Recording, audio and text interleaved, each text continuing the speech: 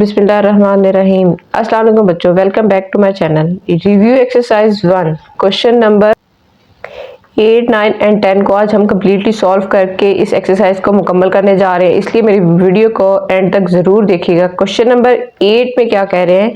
The sum of 3 consecutive odd integers is 51।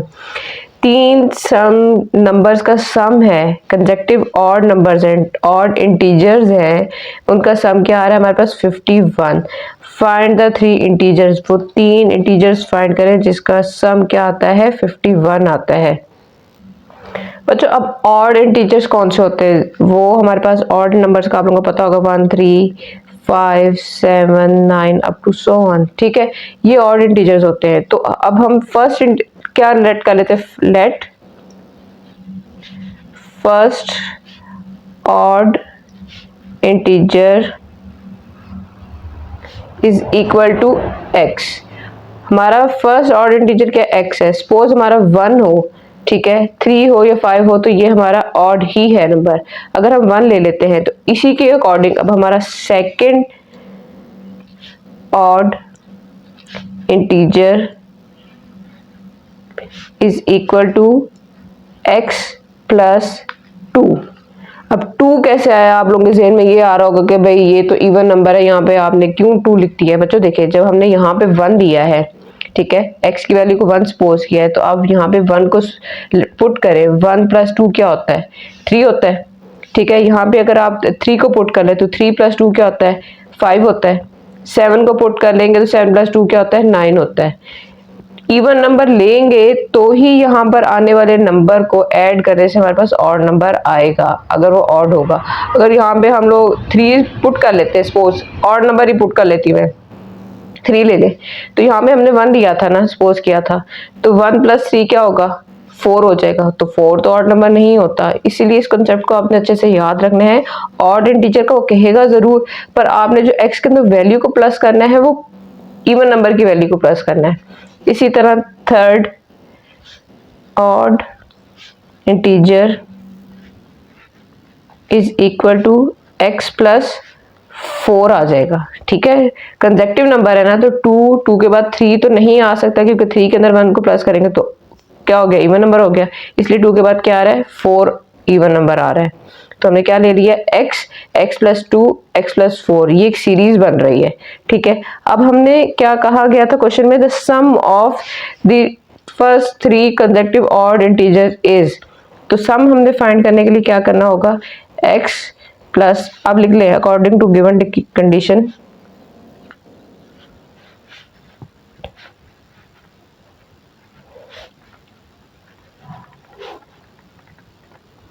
x plus 2 plus x plus 4 is equal to 51।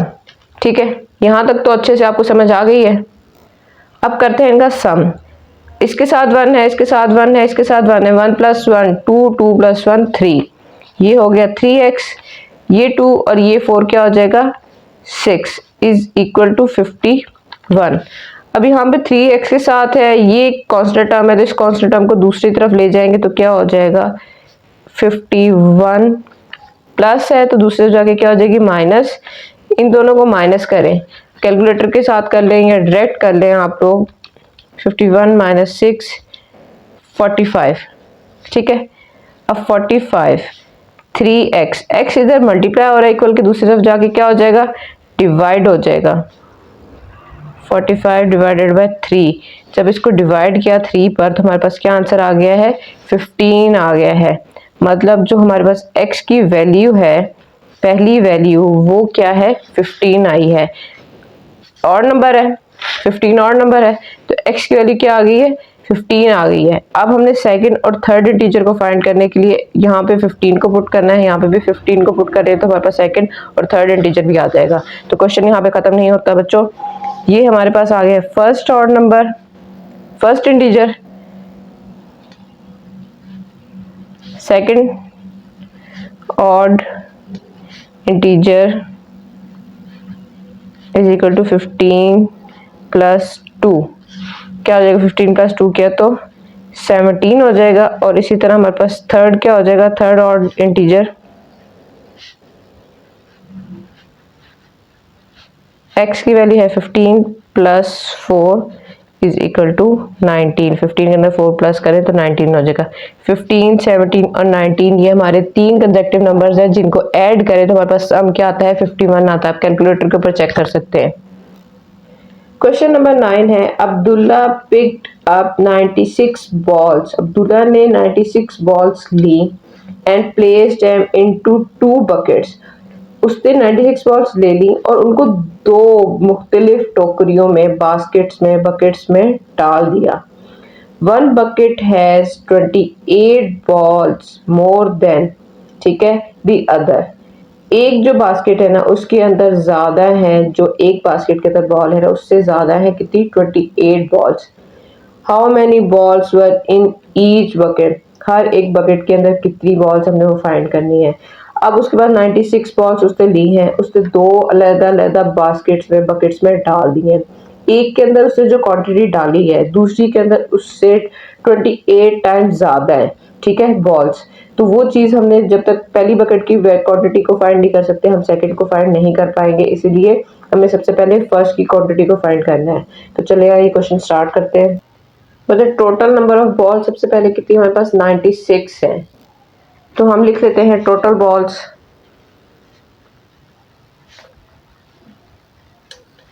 Is equal to 96, ठीक है।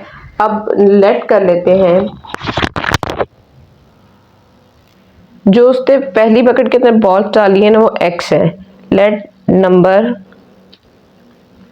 Of balls put in first bucket is equal to x, ठीक है। उसने जो first bucket के अंदर डाली है ना वो कितनी है, x है। तो अब सेकंड में क्या था, नंबर ऑफ बॉल्स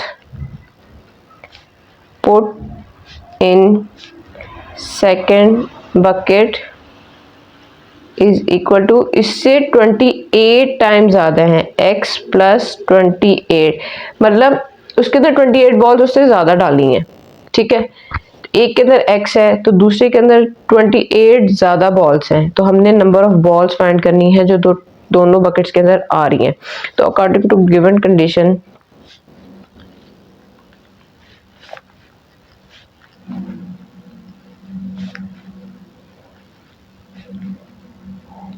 हमारे पास क्या है, दोनों का सम कितना आ रहा है, 96 आ रहा है। तो क्या करेंगे हम, x plus 28 is equal to इसका प्लस और इन दोनों का सम कर लेंगे तो किसके इक्वल आ रहा है, 96 के। तो यहाँ पे x के साथ 1 है, यहाँ पे 1 है, 1 प्लस 1 क्या हो जाएगा, 2x plus 28 is equal to 96।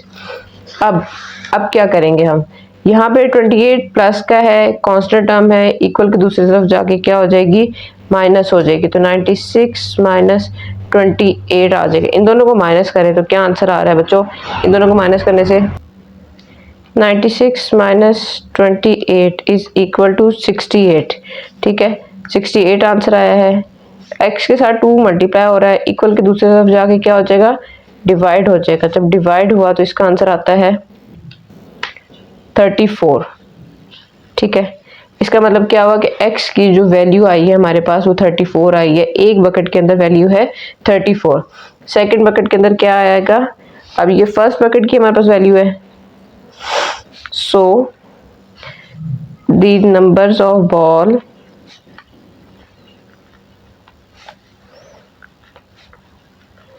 balls in first bucket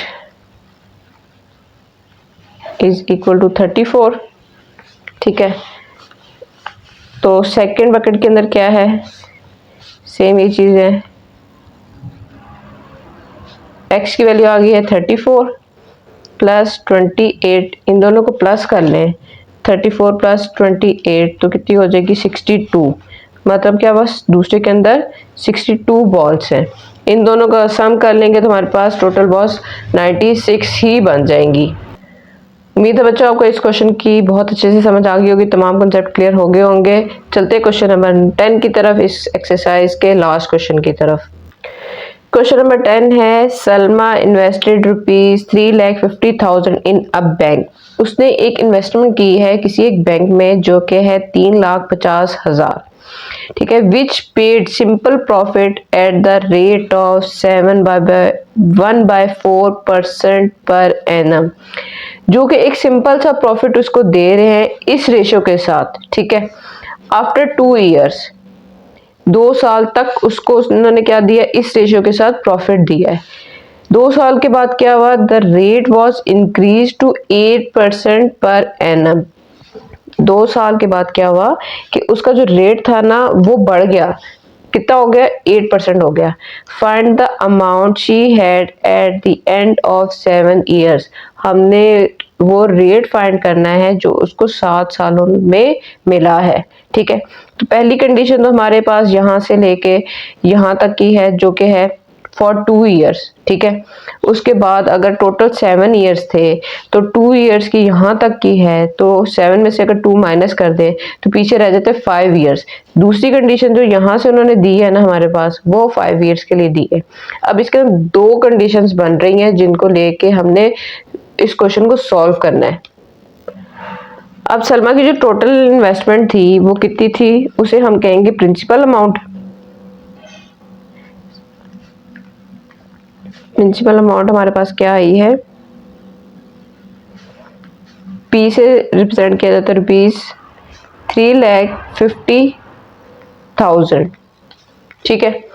अब रेट ऑफ इंटरेस्ट हमारे पास पहले साल का कितना था, 7/1/4। रेट को हम R1 से रिप्रेजेंट कर लेते हैं क्योंकि पहली कंडीशन है 7/1/4%, ठीक है।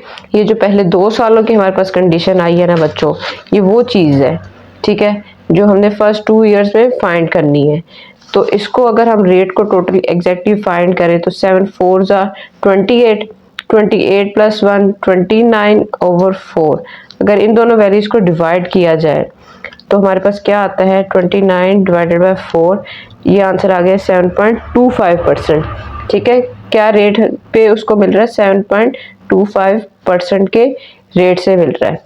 अब टोटल टाइम कितना उसने दिया हुआ है, टाइम उसके पास आ रहा है, T1 से रिप्रेजेंट कर लेते हैं क्योंकि पहली कंडीशन है 2 ईयर्स का, ठीक है। तो इंटरेस्ट क्या होगा, इंटरेस्ट क्या होगा, I1, वो ही चीज हमने फाइंड करनी है, ठीक है। अब दूसरी कंडीशन जो है वो एट रेट ऑफ 8% है, जो अगले नेक्स्ट 5 ईयर्स के लिए है। तो रेट यहाँ पे क्या आ जाएगा, रेट लाइन ड्रॉ कर ले आप, इक्वल टू R2 8%, ठीक है, एग्जैक्ट आ गया है। टाइम क्या हमारे पास अब होगा, T2, वो कितना आ जाएगा, अगर ये 2 ईयर्स था और 7 ईयर्स का टोटल है तो बीच में 2 ईयर्स का तो बता दिया, पीछे कितना रह गया, 5 ईयर्स,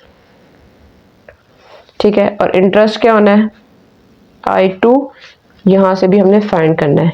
अब फॉर्मूला आपको अच्छे से याद होगा, एज वी नो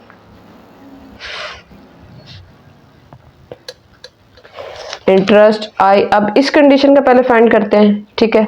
तो I1 interest is equal to principal amount multiply by rate multiply by time divided by 100, ठीक है। ये इसका फॉर्मूला है जो आपने लाजमी याद रखना है। अब हमारे पास प्रिंसिपल अमाउंट क्या दी हुई है, 3,50,000 मल्टीप्लाई बाय R1 की वैल्यू क्या आई है, 7.25, मल्टीप्लाई बाय टाइम कितना है, 2 ईयर्स, डिवाइडेड बाय 100, ठीक है। अब इसको सॉल्व करना है, तो सॉल्व करने के लिए ये 2 जीरो इन 2 जीरो के साथ कट के, ठीक है। अब इन तीनों वैल्यूज को हम कर लेते हैं मल्टीप्लाई, तो मल्टीप्लाई कर लेते हैं जल्दी से, 3500 मल्टीप्लाई बाय 7.25 मल्टीप्लाई बाय 2, तो ये हमारे पास आंसर क्या आ गया है, 50750, ठीक है। ये हमारे पास I1 की वैल्यू आ गई है कि उसको 2 सालों में जो इंटरेस्ट मिला है ना, जो प्रॉफिट मिला है उसको, वो इतना मिला है। अब 5 इयर्स में कितना मिला होगा, I2 को हम फाइंड कर लेते हैं सेम इसी फॉर्मूला को यूज करते हुए। I2 is equal to principal amount multiply by R2 multiply by T2 divided by 100। तो अब वैल्यूज को पुट करते हैं। हमारे पास प्रिंसिपल अमाउंट कितनी है, 3,50,000। 3,50,000 मल्टीप्लाई बाय R2 की वैल्यू हमारे पास क्या आई है, 8 मल्टीप्लाई बाय टाइम कितना आया हमारे पास, 5 डिवाइडेड बाय 100। ये 2 जीरो इन 2 जीरोस के साथ कट गए। अब बाकी वैल्यूज को हम कर लेते हैं multiply. 3,500 multiply by 8 multiply by 5। तो आंसर आ गया हमारे पास 1,40,000। ठीक है, 1,40,000। तो अब ये हमारे पास आया है अगले 5 साल का प्रॉफिट। एक्चुअल प्रॉफिट उसको टोटल 7 इयर्स में कितना हुआ, तो वो हम कैसे बताएंगे, इन दोनों वैल्यूज को ऐड करके। Total amount after 7 year mention कर दे। पहले साल में टोटल अमाउंट उसको एक्चुअल कितनी मिल रही थी, उसका प्रॉफिट कितना था, 3,50,000।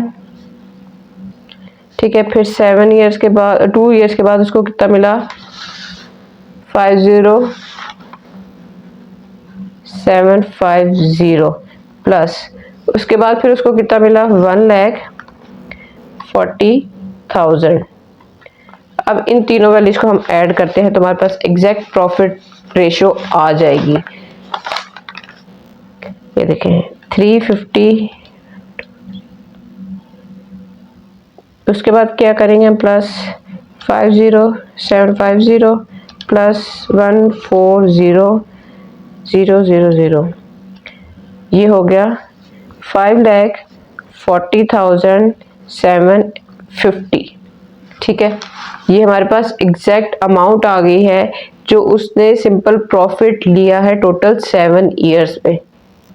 इसी के साथ बच्चों आज की हमारी exercise review exercise totally complete होती है। उम्मीद है आपको तमाम क्वेश्चंस तमाम पार्ट्स बहुत अच्छे से समझ आ गए होंगे। अगर आप मेरे चैनल पर न्यू हैं तो चैनल को सब्सक्राइब कर लें, बेल आइकन के बटन को जरूर प्रेस कर लें और वीडियोस को लाइक जरूर किया करें।